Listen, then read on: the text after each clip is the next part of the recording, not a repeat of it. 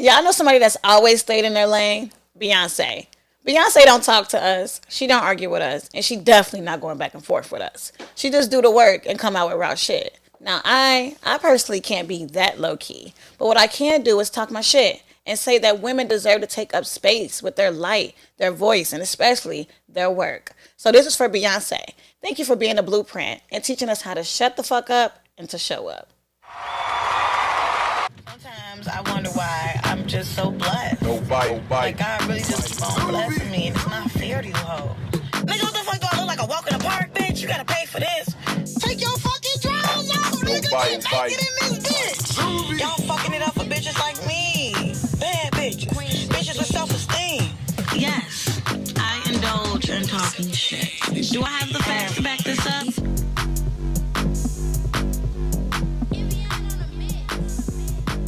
All right, guys, welcome back to the Diamonds Dosage podcast. It's your girl Diamond, and I'm super excited to be sitting here with one of my favorite. I actually really admire you and your brand. One of my favorite people, Sal. She's a wardrobe stylist, and she is the creator of the Look Authority. So I want you to introduce yourself a little bit more. Oh, well, hi. Thank you for having Yes, me. ma'am. I'm Sal, socially known as SalSoGroovy. Like you said, I'm a wardrobe artist, creative producer, strategist, and founder of the Look Authority, which is number one, my business. Hmm. It's where I do wardrobe design and content work. And it's also a space I made so that more black and brown women can get on set opportunities and be in the fashion industry, the Yes. production industry. Absolutely. And I'm so glad you said that because that's kind of what we're talking about today. Just women creating their own spaces, being a force within themselves and doing what they want to do, visualizing their career, things like that, and the journey through those careers. When we start to speak about like the things that we've been through in our careers and like how being visible and seen and reaching out and exposure and all of those things, I think is very helpful to the people that are just now starting, into those fields. So, what do you feel like has been like some risks you've taken with your brand? Well, before I even registered Look Authority as a business, I had been styling for about 4 or 5 years. Mm-hmm. And honestly, the biggest risk I took, I think, was doing it. Like I said, I'm from Memphis, Tennessee, and I didn't even know that being a fashion stylist was a career before I moved here. I just knew I wanted to work in fashion. I was like, I'm not going to regular college. Like, I'm Right. You not always doing been that. like, Yeah, like, even though I did pretty well in high school, whatever, um, I just always knew that fashion was my passion, mm-hmm. not to be corny. Um, but yeah, I just think the biggest risk was deciding that I was going to go to art school and move away from my family. I'm Right. basically my only person here. My cousin lives here, but we're not really close. So, Mm-hmm. that was the biggest risk, just deciding that that is what I was going to do and being kind of stubborn about the decision. Yes. When I learned that you wasn't from Chicago, I was like, oh, she took a risk. And I feel like that's so funny because I don't know the opportunities like Memphis has for creatives, but I don't know if that's like a dominated space in Memphis. But I wouldn't think that Chicago would be like a space for that either. But I feel like you're making it work. Like if we go to LA and Atlanta, like they have these different resources for creatives, but that they don't necessarily have in Chicago. How do you feel like Chicago has shifted that for you, or does it make sense? If it does make sense, I agree with what you're saying. Chicago does not have a lot of, I want to say the economy. I don't want Okay. to say Yeah. resources. I don't think they have the economy to fuel creativity. Mm-hmm. When I first started styling, I didn't have money. That's everybody when they first start on the creative scene. And you really need money. Like, you need to have a good credit score and you need money to be a Yes, people stylist. don't tell you those People don't tell things. you. And when I first started, I was like, okay, what's in front of me. And I've always been a thrifter. Like, thrifting, vintage stores was Mm-hmm. always my thing. So for me, I just connected with a lot of vintage designers and boutiques Is in that somewhat like Chicago. what how you style people as well, along with Yeah, mixed in with their personal style? and a little bit. But I think starting at vintage stores was how I carved my own identity. Okay. And I think that's how you can always know that I styled something. But just going back to your question, I think being in Chicago allowed me to tap into that creativity because I knew that I couldn't get stuff from New York or LA or Right. Atlanta at Right. the time. Oh, that's interesting that you put it that way. That Chicago does not have the economy for it. I've always just looked at it like all the Chicago people that are made stars or like they're like prominent people, they always leave and like they never come back to Chicago. Mm-hmm. When they love Chicago, like I think about Kanye West and things like that. I was just watching his documentary again last night because I was really inspired by it. Like that man, you couldn't tell him who he wasn't going to be. You couldn't tell him shit about himself, and he was going to prevail. Period. But he had to leave Chicago in order to make those connections, in order to experience those things. How do you feel like connections and like networking plays a huge part in like cultivating a business and a career and like longevity? Well, you can't get anywhere in life if you don't know people. And That's I facts. think, in reference to Kanye West, the world was smaller when he was coming up. That's Our true. world is a bit bigger. Like we have Because of social Instagram. Yeah, we media. have Instagram, we have Twitter, we have email. Like we have all these different ways to connect with people. I forgot the question. It's okay. Just creating a network and like moving and taking those risks to move and create a network and meeting those people. Oh yes. Oh yeah. So network is important, but I think it's more important to have a community, and that is something that Chicago has a lot of. We have a lot of beautiful community, like your people who Hmm. align with your vision and can help you create the things that you want to do, and you can also help them. Hmm. But yeah, you cannot get anywhere without networking. But it has to be genuine. Like you A and your group of friends, friends. y'all give me life. Like Oh, on thank social you. media, all for all of y'all. Y'all I'm just like, this is just amazing. Yeah, It's so beautiful to see y'all. it's very genuine, and I think that's what matters at the end of the day. And don't get me wrong, I've had people that just wanted to hang out with me just because they thought I was this or they thought I was that, and I'm just like, I mean, you can always sense through those vibes, but creating that genuine space of people who can actually support you and like help your journey, I really think that's super, super, super important.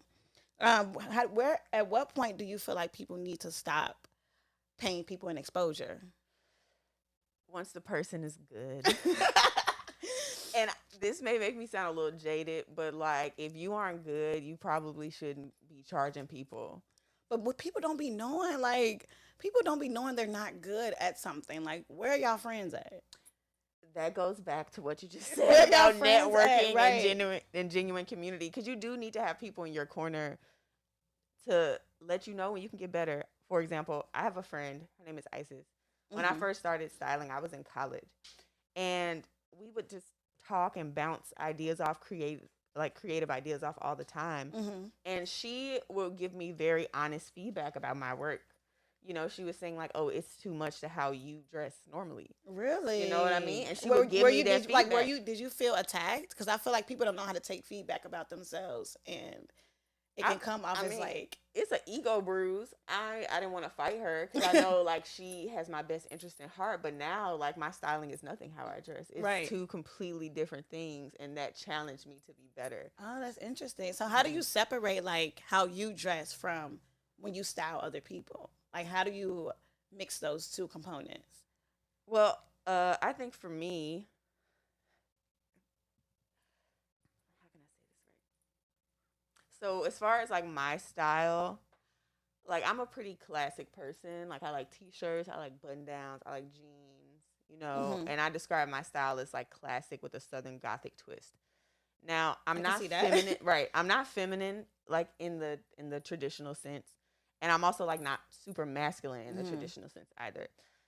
But like when I'm dressing someone else, I try to like step into their world but with my viewpoint. So I'm coming at everything with a southern perspective, Okay. which means it's probably going to be a little colorful, it's going to be a little textured, and it's probably going to have patterns Yes, and that's how Beyonce used accessories. to dress. Right, and Okay, I'm sorry. Don't be half. Don't kill me. I was like, I'm a big member of the Beehive, but not Texas. I don't know, it's a little country in Texas, but Erica Badu, Okay, I you can see know, that for you. yeah. Yes, So it's more of like an Erica Badu, or Andre 3000, vibe. Is that that type who of like vibe. influenced you highly as well? I would say so. Growing up, Andre 3000, Erica Badu, Raven Simone. Raven Simone. Let's talk about that one. I love that so Raven. It's because she was creating her own fashion pieces. Yes, and she looked cute. She had on She my No did. Blonics and on the show, What? like. I wouldn't know nothing like that. Yeah, Yeah. exactly. Like very inspired by Raven Simone, very inspired by Tracy Ellis Ross, all those type of people. But yeah, just going back, I just try to take the elements that I like and impart them onto someone else. Mm-hmm. But it's always like,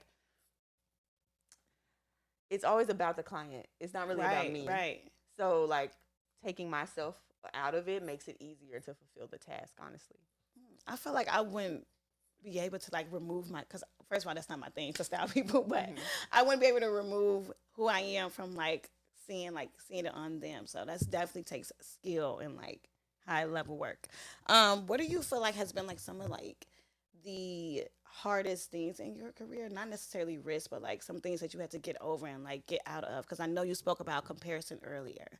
How has like comparison been Ooh, child. to your journey?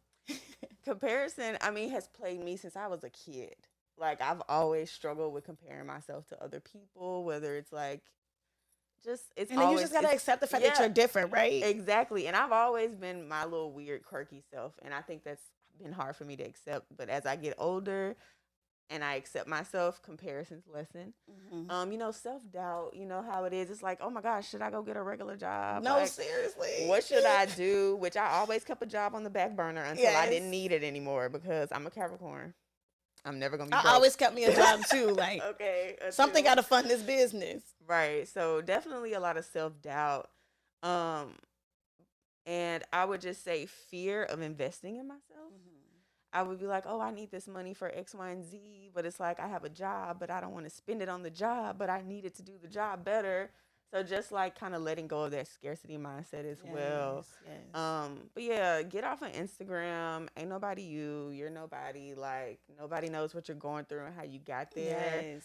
And that's what I have to tell myself. Like sometimes, like I'd be like, I do that better. I do that Sometimes you better. do gotta pat your own I cat do that or better. toot your own horn. But like, but not in comparison to anyone else. right. Just like Just standing in the that mirror being and confident in your yeah, in your own shit. Like exactly. sometimes you gotta do that because comparison will steal your joy. You will feel like you're not on shit. Like people out here winning, but it's just looking at social media. Like you just everything is like a microwave. I feel like this is a microwave generation. I don't know, but like wanting things at convenience. And I remember when I had first started like blogging and like being in the industry or whatever. I'm like, why am I not here yet? Or why am I not doing this or that or this or that? And it's just like it's not time. And like we have to trust our timing and in that process. And that's the scary part, just trusting the journey. Yeah, and like being real with yourself. It's like, bro, like if I would have had what I had now at 23, I would have Fumbled mismanaged. it. I would have Exactly. mismanaged it because I was just like not mentally there. But like I'm so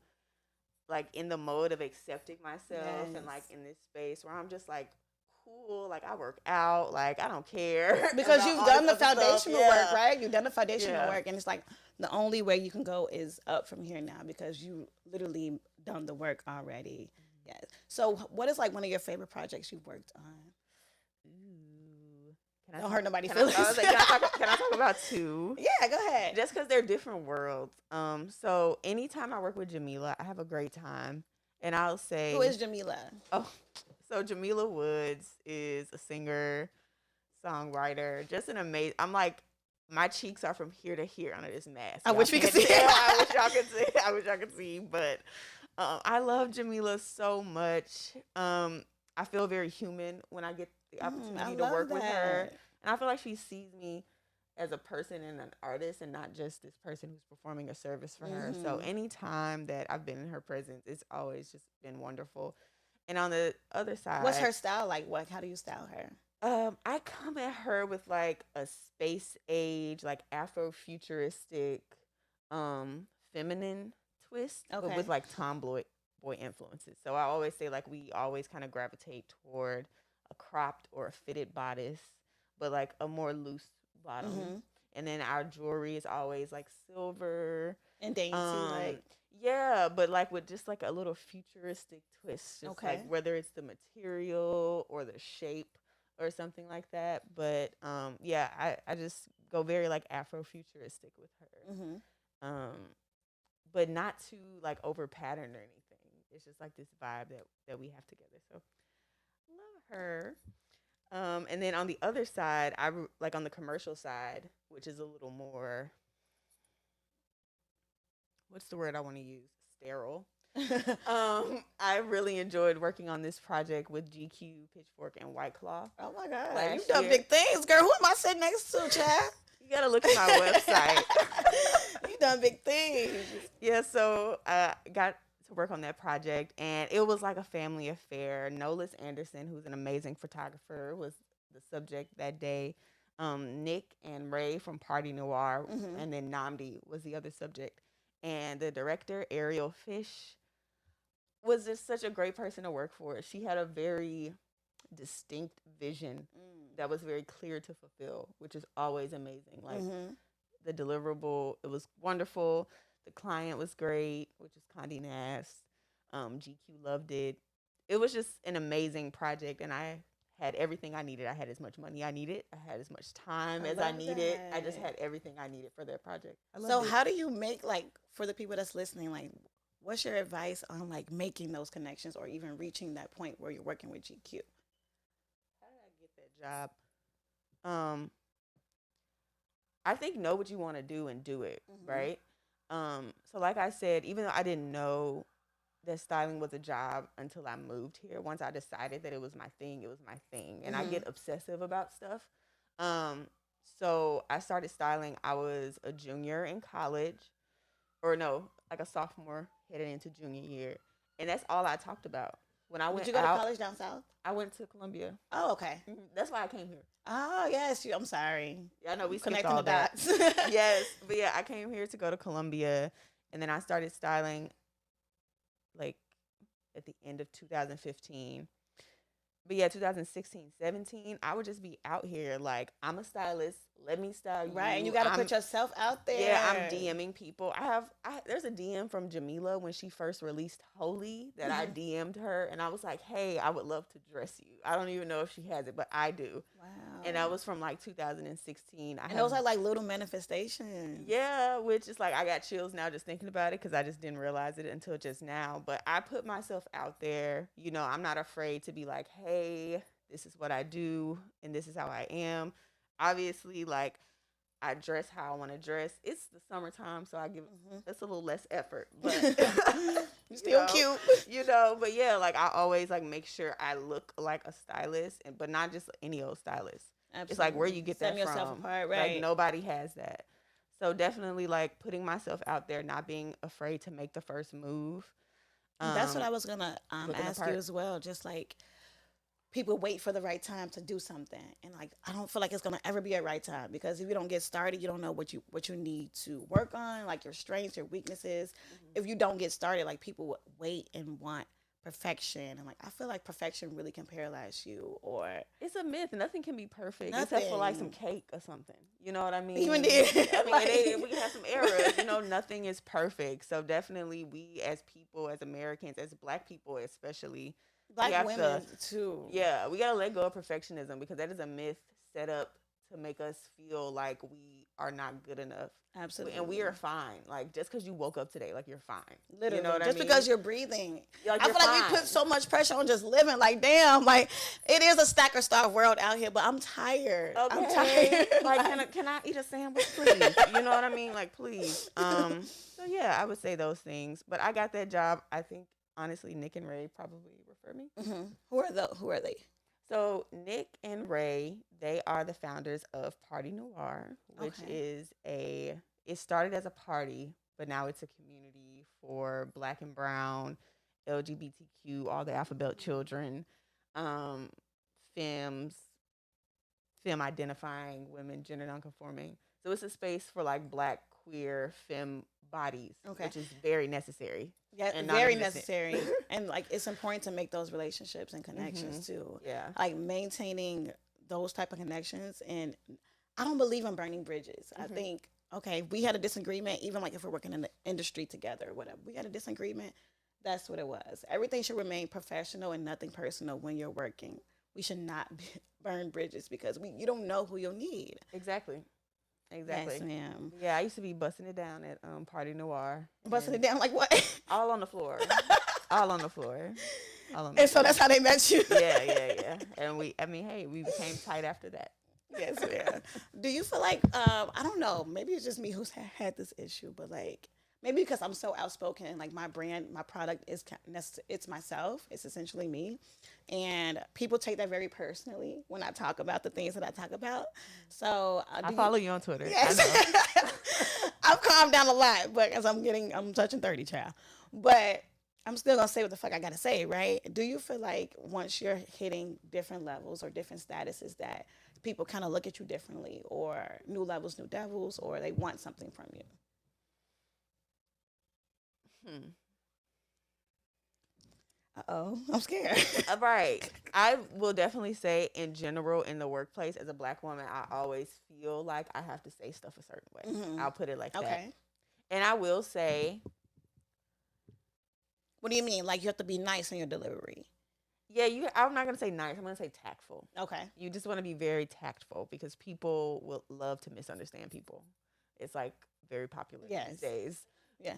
Especially Okay, black women. they love to Yes. make us seem like we're asking for something that's not really possible when it very Hmm. much is. Yes. So definitely being tactful, being persistent, being direct. And then as far as like, I guess on the personal side, absolutely.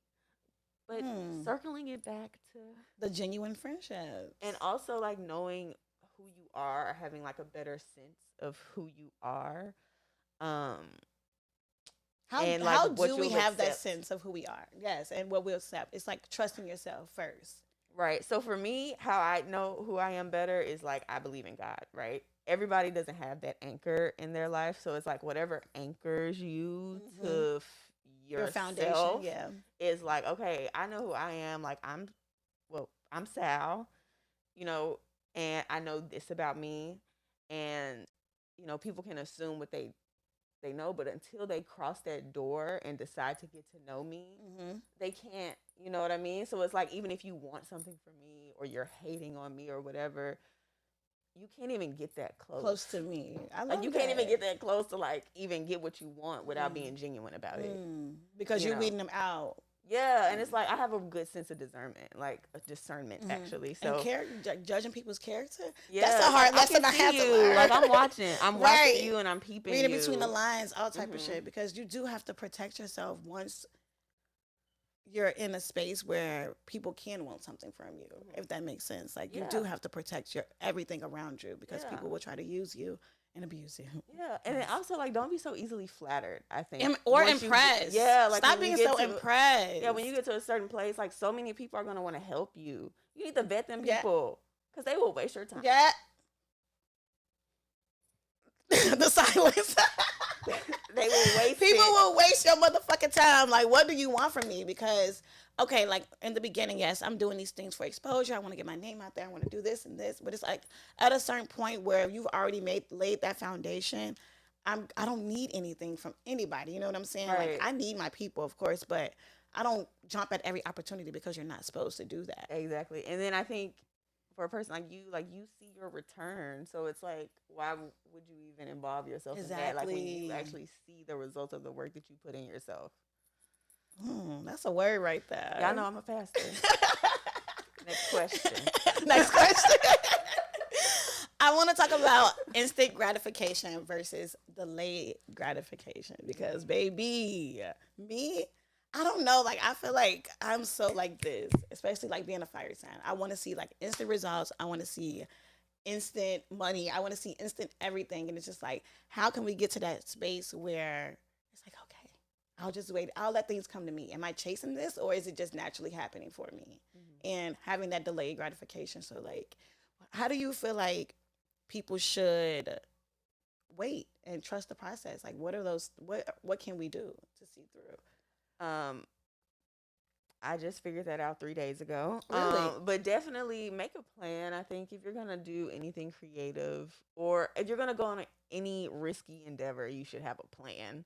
And I think if you stick to the plan, that gives you the encouragement and inspiration to follow through, Hmm. because you see it there on paper or in Google Drive or whatever you have, and it's something about the satisfaction of Checking it checking off. stuff off and scratching stuff off your list. Discipline is not easy It is though, not. It is not. but And it'll I be have there no when way the to tell motivation is people. gone. Yeah, like I have no way to tell people how to build motivation. I mean, or discipline. Hmm. I really don't. But I say I go to therapy, and my therapist really helps me with little tasks, and then giving myself a hobby, Hmm. giving myself something outside of work to be What's your focused on. hobby? I do pole dancing. And I go to the gym. Hold on. I was not ready for the pole dancing comment. I tried what's that shit? I tried Flirty Girl Fitness 1 year. When I tell you, I'm like, how do these bitches do this? Yeah. It takes a lot of strain. Yeah, I really admire strippers. I really do. That shit ain't no joke. I admired them before I started. No, but, yes. Well, I love to see that. But yeah, so I would say like try building discipline outside of work with a new task, and then maybe that'll carry over in your work Yeah, life. because I read something that's like if you don't have discipline in one area or commitment in one area of your life, it's really hard to transfer that over to other areas of your life. So if you can't even wake up or into your skincare regimen every single day, like this the little like It's the little our things. success is in our little habits, our daily habits, and I'm learning that about myself too because child, it's really hard for me to stay disciplined. But once I work off my passion, and that's not always a good idea because my passion comes and goes. But when my passion is there, I just try to fuel it as much as possible. So yes, ma'am. How has dating influenced your business, Mm. your entrepreneurship journey? I mean, how has it? I've only been in one serious committed relationship, and I Okay. will say I learned just a lot of new words in that relationship. A lot of new words. A lot of new words. What type of words? Yeah, she's very smart. Okay. I think my favorite one was in proxy, which that's a small What the hell does that word. mean? It's like in lieu of. Okay. Like, so you have French toast, and it's like you're having eggs, but in proxy. It's not really egg, but you're making it with eggs. So it. I know, that's how I was sitting at I'm brunch thinking you having looking. French toast and eggs, but the eggs are already within the French toast. Yeah, so it's like you have eggs in proxy. Okay. But it's not really. Anyway, I'm not going to keep going down there. So but she I was learned a lot of smart. new words. And I will say, I actually think it taught me, I got an enabling kind of mind out of it. Really? I think I Who stopped was enabling who? I think I was enabling myself to not trust myself. I think because When it came I to- gave too much, or I wanted too much from them. Like I would ask too much, or be like, "What do you think of this?" Or "How do you think about this?" As far as like when it came to your career and your Yeah, styling, and you to would my ask for work. you would ask for advice in your relationship. What's the word? Validation. Yeah. I was like seeking so much validation from them that I think I started to lose like my own creative voice in the process. That's interesting. And I think like now I'm actually getting out of that, like feeling more confident. Nani about was my giving own Kim, decisions. Kanye dressing Kim. Okay, but I'm never giving Mars. Oh my god, He said she was giving Mark Simpson. that was funny. He ate that. Yeah, he ate Kanye. That was a stunty cunty Kanye. That was a stunty cunty. But I think dating can definitely influence, especially me, because like I said earlier, like things that I say are taken so personally by sometimes by the men that I'm dating, Oh yeah. and it's just like You be coming for them. It's funny. They can laugh. like laugh at it. I feel like I say a lot of things in satire anyway. Like don't take it so serious, especially like if you're a confident man, if you're a secure man. Like I'm not talking about you, but if you're the latter, then obviously I'm talking about you. So it's just like do you ever have anybody who Come on, men questions. who are like laughing? with Yes. you? Okay, because Yes. I only see the men who don't got a mattress bed and on Yes. the floor and ashy ankle dudes. You know what? And then be the ones that's sleeping Yeah. on the floor. But I think it's, to me, I've learned a lot about myself while dating, while also having a brand. And it's just, it made me just want to be my authentic self, period. Because, right. like, look, you already see me. This is what it is. Yes, I have another side that it is a little softer, but I feel like it takes somebody to bring that out of me, just security wise. But it did help me just present myself authentically. Yeah. Now, but I did struggle like with duality in the beginning of it, just kind of like balancing those two. Yeah. Okay. Come on out. Yeah. Come on out. Do you have any advice for people that want to grow a business? Well, yeah. Number one, make a plan, everybody. Get the pen and paper. If typing gives you anxiety, make a plan. And depending on the type of business, identify a need in the market. And Like, well, how important is the end result though? Like, do we have to see an end result? can Like as What do you far mean? as like, okay, maybe I for you, for your business. Maybe okay, I love styling. I love having my own brand. What are the other things that you want to do outside of that to further it? Or is this like Oh, are you I okay see with what you this? mean. I see Yeah. what you mean.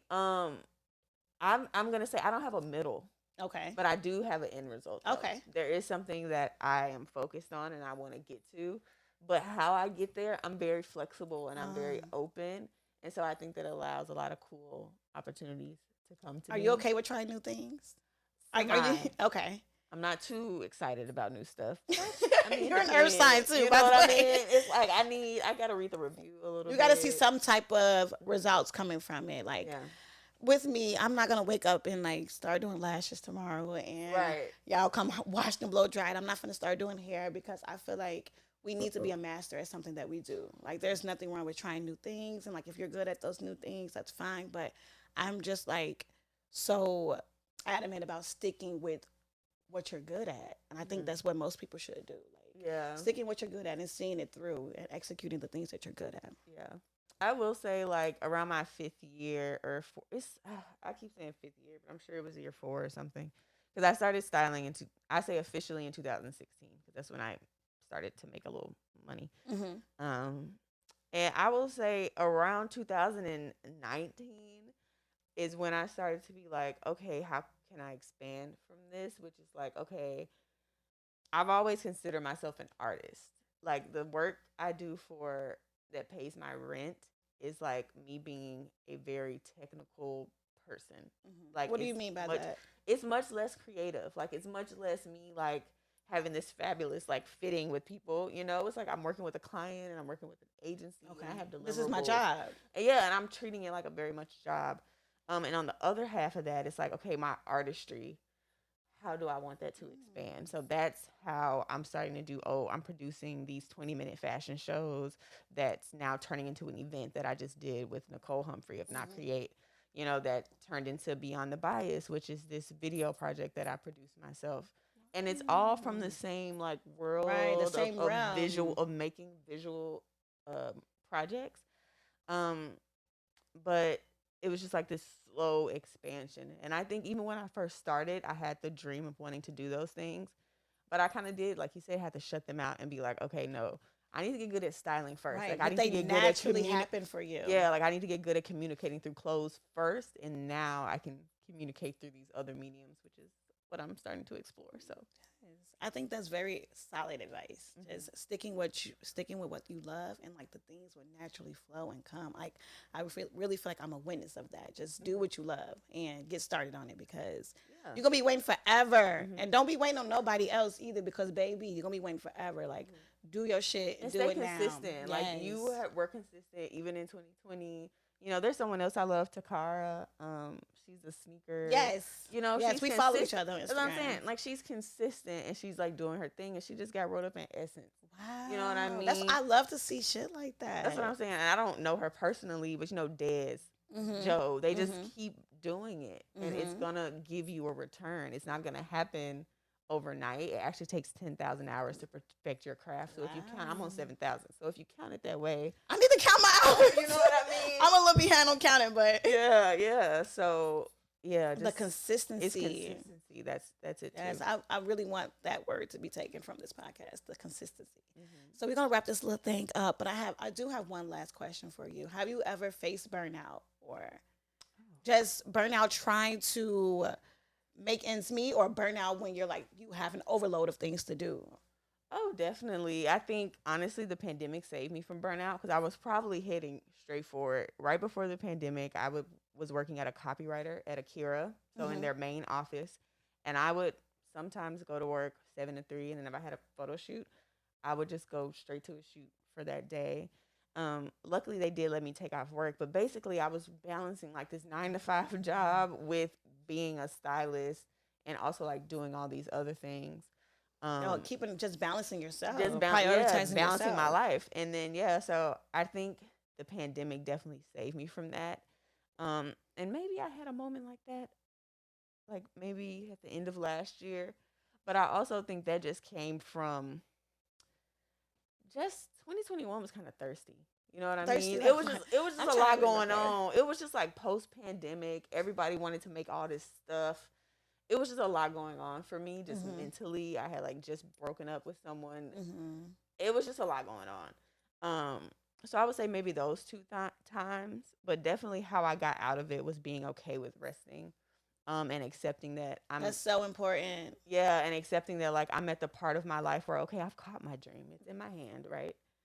I don't need to like keep Always be running. doing this. Yeah. I don't need to keep running with my dream. I have it. It's right here. We're walking together. It's You know yours. what I And like mean? you created that. So it's like whenever you Yeah. want to expand on that or take a break, you can do that. You can Exactly. do that. And like Solange, she had waited 8 hours, I mean 8 hours, 8 years to Mhm. release her first, what was that? Not her first album, A Seat at the That's, Table. mhm. And I'm just like, that just shows you how important longevity is and just stamping yourself. And it's okay to take a break because you can always get back to what you love. So Exactly. that's very solid advice. Thank you so much, Sal, for coming on to the Thank you so much. podcast. Where can my audience and my guests find you? So you can find me singing in my car on Instagram. I'm SalSoGroovy, and that's Sal like pal. And then you can also find like more of my business side on the Look Authority. Yeah, and I'll have stuff coming soon, like more towards the end of the year, more in person events where we can have a good time and look good together. So Yes, thank you. Thank you so much for the solid advice. I've actually learned so much from you today, yeah. dedication and consistency. So thank you guys so much for tuning into the Diamond Dosage podcast, and I'll see you guys next time.